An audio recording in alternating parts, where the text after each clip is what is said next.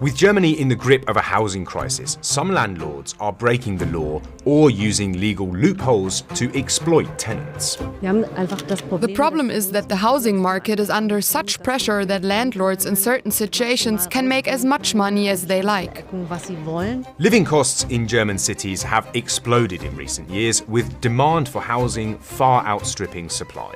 Housing is a human right and there should be affordable housing. We're going to fight for this. Unfortunately, the days when it was possible to pick where you wanted to live in Berlin are long gone. A majority of people in Germany live in rented accommodation and are protected by law from the fiercest aspects of the free market. But in the current crisis, many landlords have found ways to bend and break the rules and turn up the pressure on their tenants. This is my wardrobe. According to them, this is the cupboard that they have provided me. We realized that the rent was twice as high as it legally should be. I was coming out of the shower and there was just a new strange guy in my apartment. Coming up, we'll hear stories from tenants in Berlin and Munich that demonstrate the real effects that this crisis is having on ordinary people's lives. Since 2016, rental prices in Germany have risen on average by 44%. Worst affected is the capital city. Once famous for its affordability, Berlin's rent prices have become almost 70% more expensive in the last decade. In Germany, famously, people tend to rent their homes. At the last count in 2024, more than half the population were living in rented housing. 52.8% is the highest proportion of any country in the EU. Renters enjoy a number of rights and protections, while landlords are subject to obligations and limits. In short, the German housing market is extensively regulated, but many of those rules are not fit for purpose. Let's take a look at one example. Take the Mietpreisbremse, the rent price brake. We'll call it the rent brake from now on. This is applied in cities where the housing market is regarded as under strain, and at the moment that is quite a few of them. Now, the rent brake stipulates that prices for new contracts must not be more than 10% above the going rate in the neighbourhood. That's an index price based on factors like size, amenities, location, etc. But it's down to tenants to enforce this rule, and landlords currently face no penalties if they break it. Many tenants don't know their rights, and many landlords are effectively incentivized to see how much they can get away with. In Berlin, we met two housemates who have learned the hard way what it takes to fight back against overpriced rents. As Tabea and Charlotte and thousands of other Berliners know, finding an apartment here is a full-time job. I don't think we were looking for that long, but we were spending all of our time looking because we had to leave our old place at short notice. I think it was about 2 or 3 months, but we were looking all day, every day. I remember that we would walk through different neighborhoods and say to each other, "Oh, this is nice. Imagine if we could just decide we'd like to live here."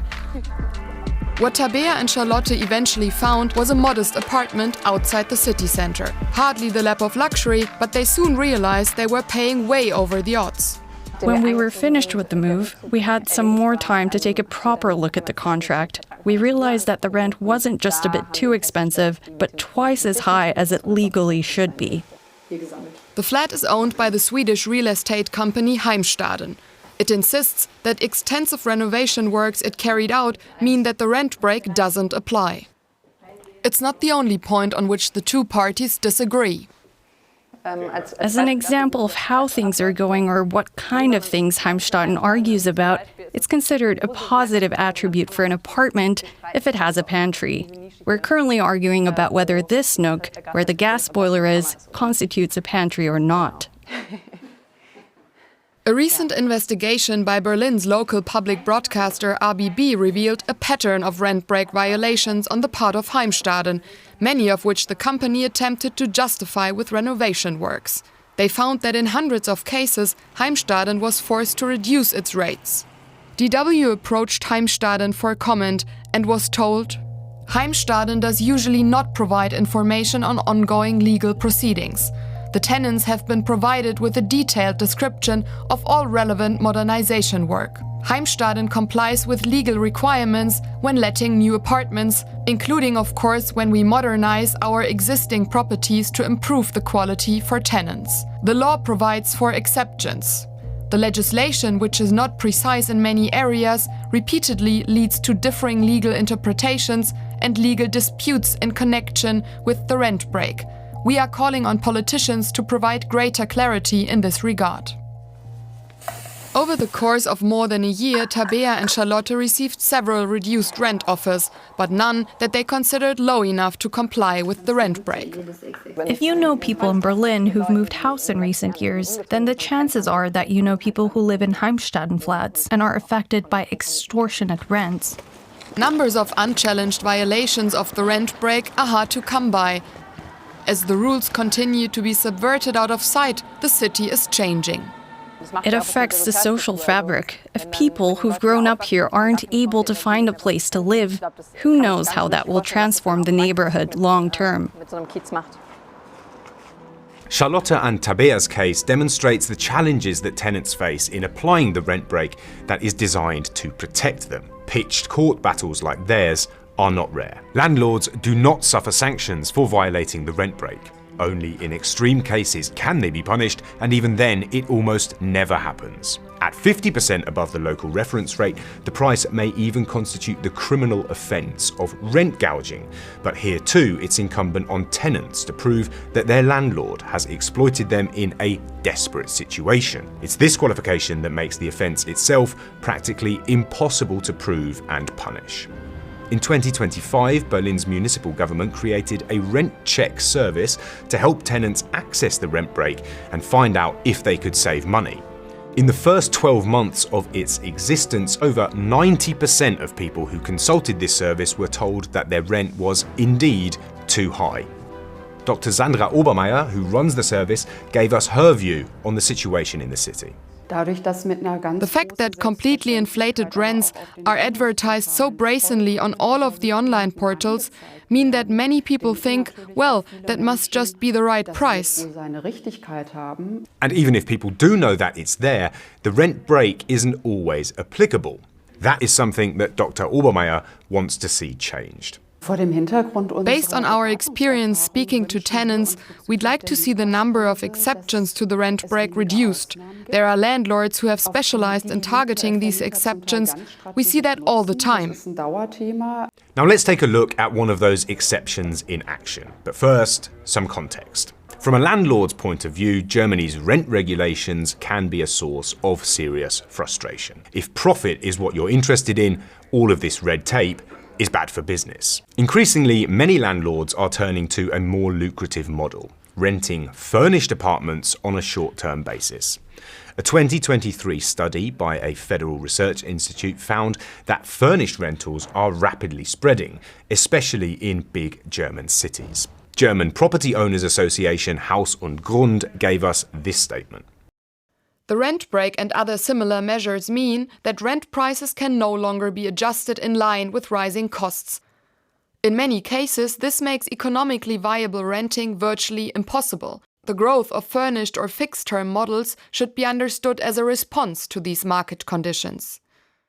In Munich, we met Corinna and Ella, who have seen this shift happen firsthand inside their own home.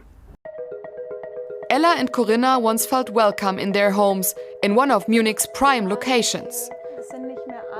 That was before new owners took over the building in 2021. So it was like, okay, we have no idea what's going to happen. We have no idea how long we're going to be able to live here. And I don't know, it's going to be more complicated. And turns out it's got more complicated. The two neighbors had long-term contracts and were able to stay in their homes. But around them, everything started to change. When flatmates and neighbors moved out, the building was left increasingly empty. It was a ghost building, basically. Yeah. So we talked to the city of Munich and told them that there's so much space that you could live in that is empty in a city of Munich where you need affordable housing, you need small rooms for students. Then apartments in the building were rented out again by companies offering single rooms with fixed-term contracts. For Corinna and Ella, that meant sharing with people they'd never met before. I was coming out of the shower one night And there was just a new strange guy in my apartment and I didn't know who that was. Those companies, they all have keys to our apartment, so they can come in anytime and they do that. So it's weird being at home knowing that. And then of course, like, people are just moving in and out and you don't know them.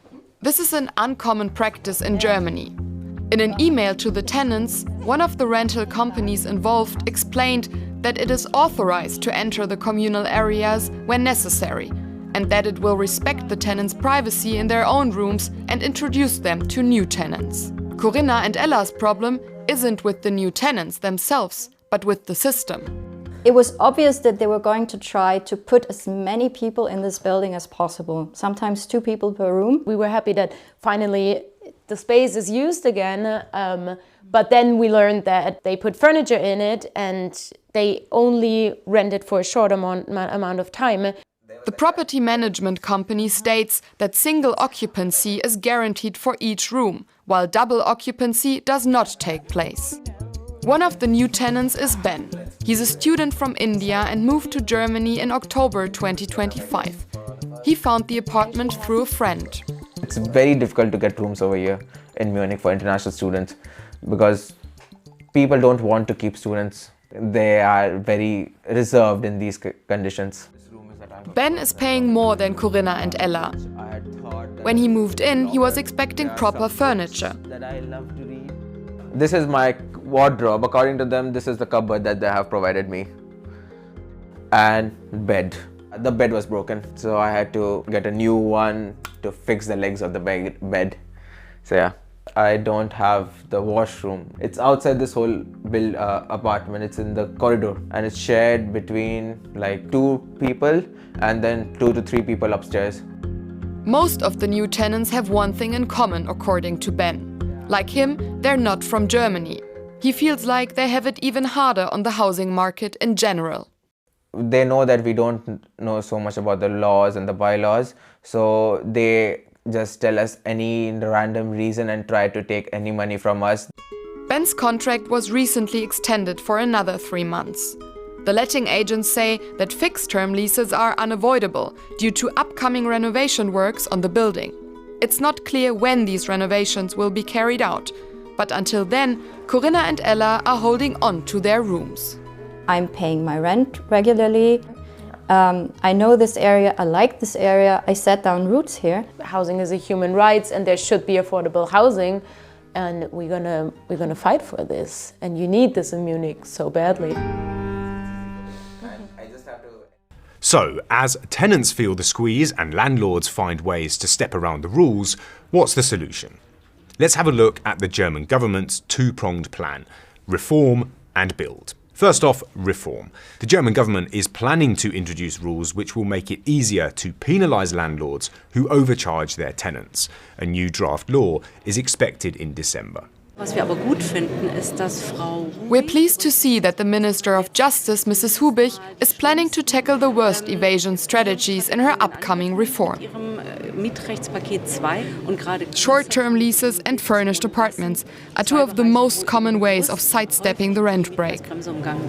Second, the supply-side solution: build, build, build. This is an area in which Germany has severely underperformed in recent years. In 2024, the last year for which statistics are available, just over 250,000 new homes were built, a drop of more than 14% compared to the previous year and way below the federal government's goal of 400,000. Germany's current Minister for Housing has introduced a so-called construction turbo to loosen red tape and even floated the idea of a state-funded building drive. By building on one hand and legislating on the other, the government is hoping to provide both a long-term solution to the country's housing crisis and some short-term relief to the tenants who are feeling the pinch. Across Germany, there are plenty for whom that relief can't come soon enough.